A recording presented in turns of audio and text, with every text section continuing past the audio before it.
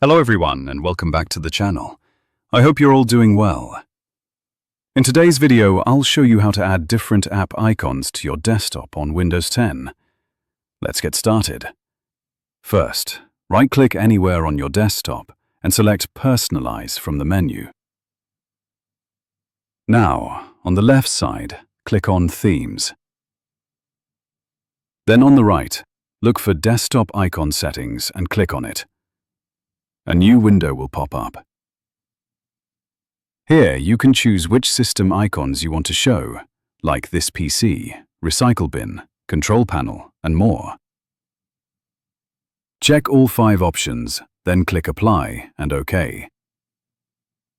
Close the window, and the icons will now appear on your desktop. Now, if you want to add any specific application icon, click on the Windows Start menu. Let's say you want to add Google Chrome to your desktop.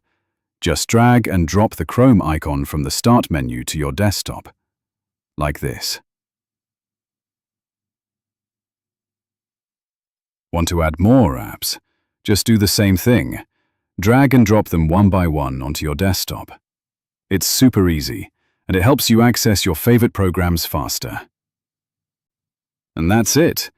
Now you know how to add any app or system icon to your desktop in just a few clicks. Thanks for watching.